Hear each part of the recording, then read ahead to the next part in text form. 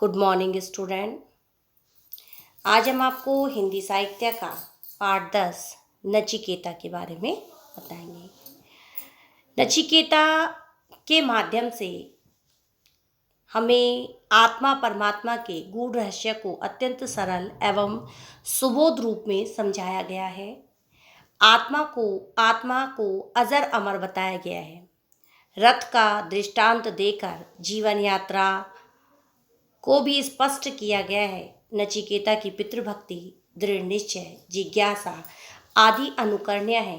वह धर्मराज के यानी कि यमराज के सांसारिक प्रलोभनों को ठुकराकर अपनी दृढ़ता का परिचय देता है।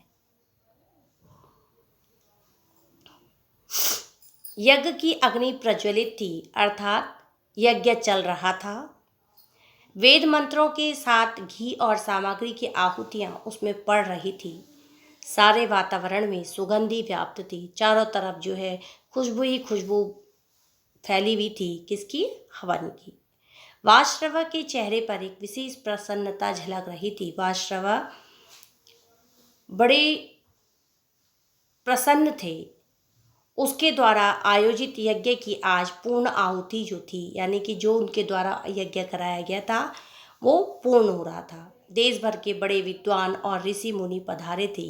यज्ञ के उपरांत वाश्रव ब्राह्मणों को प्रभु दक्षिणा देगा, ऐसा सभी सोच रहे थे। यानी कि जितने भी ब्राह्मण वहाँ यज्ञ कर रहे थे उनके मन में ये बात बार बार आ रही थी कि जब यज्ञ पूर्ण हो जाएगा तो वाश्रवा जो है हमें अच्छी दक्षिणा देगा। यज्ञ समाप्ति हुआ। यज्ञ की समाप्ति हुई। ब्राह्मणों ने वाश्रवा को आशीर्वाद दिया। वाश्रवा ने उन्हें दक्षिणा देना आरंभ किया। किंतु यह क्या, यज्ञ की इस अंतिम घड़ी में वाश्रवा को किस मुंह ने घेर लिया। अब जैसे यज्ञ की समाप्ति हुई और सारे के सारे ब्राह्मण इंतजार करते हैं कि अब हमें दक्षिणा के रूप में अच्छी अच्छी चीज़ें मिलेंगी, पर अचानक क्या, वह देखते हैं कि जब इस यज्ञ की इस अंतिम घड़ी में, यानी कि यज्ञ पूर्ण तो हो गया है लेकिन तब तक हम उसे पूर्ण नहीं मानते जब तक कि हम दक्षिणा नहीं दे देते। कहाँ तो उसने निश्चय किया था कि यज्ञ की समाप्ति पर वह अपनी सारी संपत्ति दान कर देगा, और कहाँ दक्षिणा में देने लगा ऐसी निर्बल और बूढ़ी गाय। उसने क्या किया, अपनी जो पुरानी गाय थी दुबली पतली सी, उनको जो है ब्राह्मणों को दक्षिणा में देना प्रारंभ किया। जिन्होंने दूध देना ही बंद कर दिया था, वह दूध नहीं देती थी। लोग दबी जुबान से वासराव की आलोचना करने लगे। अब लोग उसकी जो है बातें बनाने लगे। किंतु सबसे अधिक दुखी है कोने में बैठा हुआ वह किशोर बालक। अब उस दक्षिणा को देखकर जो सबसे ज़्यादा दुखी है वह एक किशोर बालक, यानी कि एक बच्चा है। जो कौन है वह बालक है वासराव का पुत्र नचिकेता। वासराव का पुत्र जिसका नाम है नचिकेता, वह अपने पिता की इस कृपणता को देखकर, यानी कि इस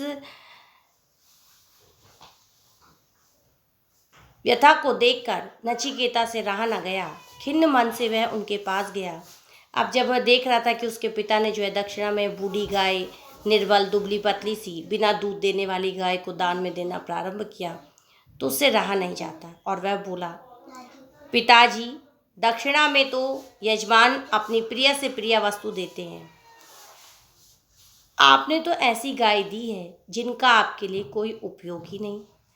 अब वह उनसे कहता है कि दक्षिणा में यदि हम हवन कराते हैं तो व्यक्ति की जो सबसे प्रिय वस्तु होती है वह उसको देना स्वीकार करते हैं, लेकिन आप ऐसा क्यों कर रहे हैं? इससे आपको पुण्य नहीं मिलेगा। और वह उनसे कहता है कि जब आप इस तरह करोगे तो जो यज्ञ आपने किया है उस यज्ञ का पुण्य आपको नहीं मिलेगा। फिर कुछ रुक कर बोला, पिताजी, आपको सबसे प्रिय तो मैं हूँ। अब वह जो है थोड़ा रुकता है। रुकने के पश्चात वह फिर अपने पिताजी से बात करते हुए कहता है कि यदि आपकी सबसे प्रिय वस्तु कोई है तो वह है आपका पुत्र, यानी कि मैं।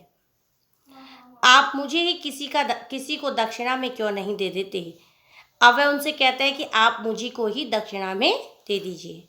वासराव ने नचिकेता की बात कर कोई ध्यान नहीं दिया, पर नचिकेता अपना प्रश्न दोहराता रहा। अब वह बार बार अपने पिता से पूछता है, लेकिन पूछने के पश्चात जब उसके पिता जो है कोई उत्तर नहीं देते हैं तो वह क्या करता है, फिर से अपने प्रश्नों को पूछता रहता है और उसके पिता उसकी तरफ कोई भी ध्यान नहीं देते। वह बार बार पूछता है, आप मुझे किसे दक्षिणा में दे रही हैं। अब उसका वही प्रश्न होता है कि आपके सबसे प्रिय चीज़ मैं हूँ, ऐसा कीजिए कि आप मुझे किसी को दक्षिणा में दे दीजिए। अब आप ये बताइए कि आप मुझे किसे दे रहे हैं। वासुदेव झुंझला उठे, उन्हें गुस्सा आता है और वह कहते हैं कि और बच्चे की हट से क्रुद्ध होकर, यानी कि उन्हें उसकी बार बार वही बात सुनकर उनको गुस्सा आता है और वह क्रुद्ध होकर, गुस्सा होकर वह बोले, जा मैंने मृत्यु को दिया, कि मैंने तुझे मृत्यु को दिया, यानी कि मैंने तुझे यमराज को दिया। अब नचिकेता बड़े विनम्र भाव से बोला, पिताजी आप क्रुद्ध न हो, मैं आपके आदेश का पालन करूँगा, मुझे मृत्यु के देवता यमराज के पास जाने की अनुमति दीजिए। अब वह जो है अपने पिता से बड़ी विनम्रता प्रेम से बोलता है कि मैं इस बात से बड़ा प्रसन्न हूँ और मैं जो है यमराज यानी कि मृत्यु के देव यमराज के पास जाने के लिए आपसे अनुमति चाहता हूँ। धन्यवाद।